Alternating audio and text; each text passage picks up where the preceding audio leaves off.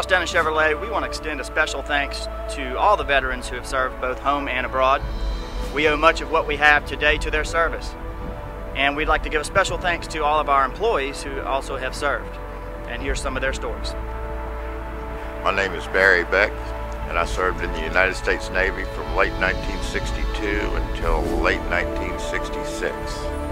I was a radioman.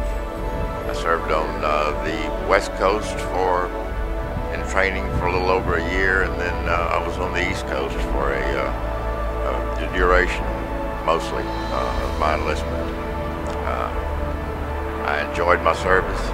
It's something that taught me discipline, which I consider as a gift, and I think it's something that every young American should do.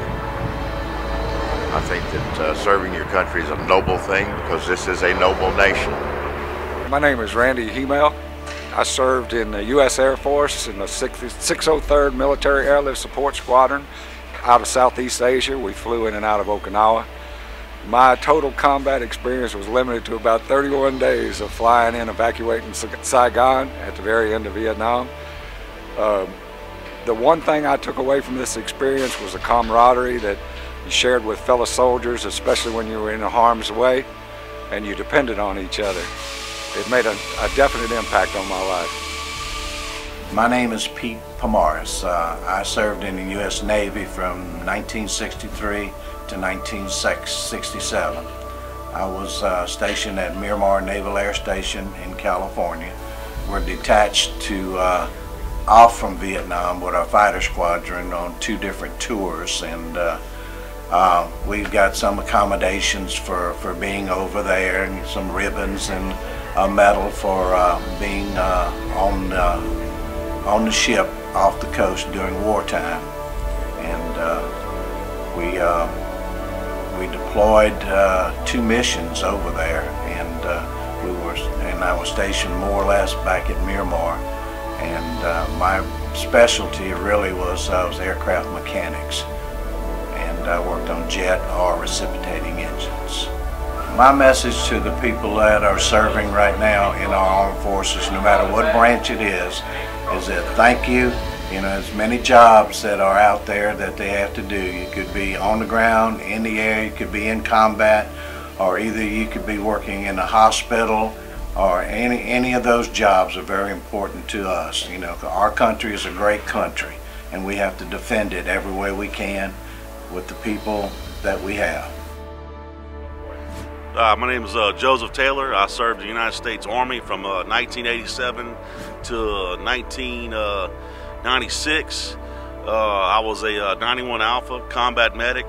I served with the 514th Med Company and the 39th Combat Engineers in San Antonio, Texas, Fort Sam Houston, El Paso, Texas.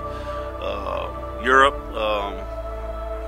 stationed with the Tiger Brigade, M1 Abram tanks and Bradley fighting vehicles. I was a squad platoon medic. Also, I was a medic for the summer augmentation of West Point Military Academy, which was fantastic. Really enjoyed my experience in the military. Got to see a lot of the world. Met some great people who I still keep in contact with. Even last week, I had one of my roommates found me on Facebook. Getting a little bit older now, and look back on the times we spent together. I think one thing about the military that I always will hold close to my heart is the friendship that you get with some of the guys in the military. That they become more like your brothers, and it crosses every boundary in the world that these guys that you spend so much time with over your life become family members. And that's one thing I've always told people about the military, that you're going to meet people that you're going to remember the rest of your life, and they're going to be closer to you than some of your own family.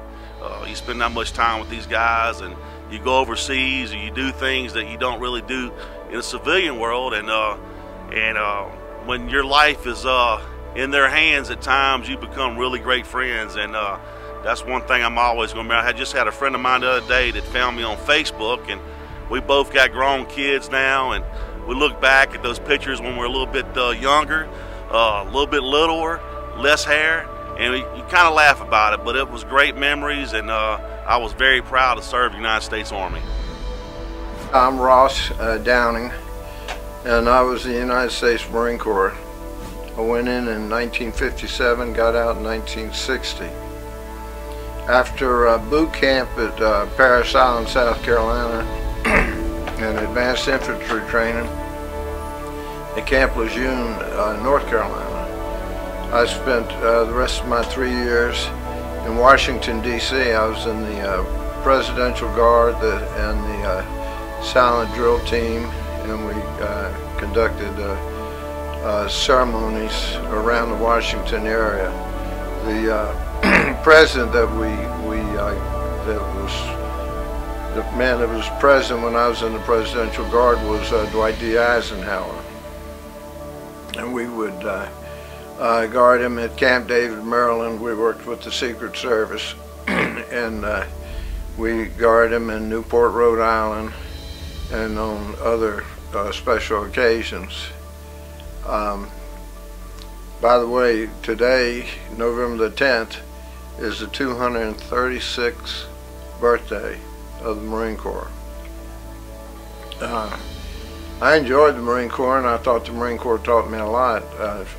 In boot camp, I learned that when you thought you could go no further, you'd run out of gas. I learned that according to our Marine Corps, our drill instructors, that there's no such thing as running out of gas, and you can always do more. I love the Marine Corps, and I think it taught me a lot in life.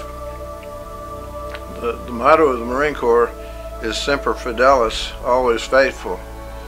And I think that once a Marine, you're always a Marine. You don't hear of ex-Marines. If a guy was in the Marine Corps, he still feels like he's a Marine. And his fellow Marines, the guys on active duty, feel the same way.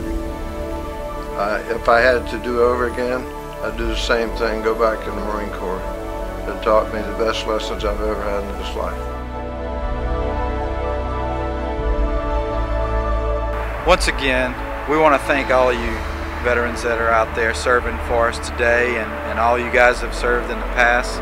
I don't know where we would be if it wasn't for the sacrifices that you and as well your families have put out for this country. So again, special thanks from Ross Downing Chevrolet. Thank you guys.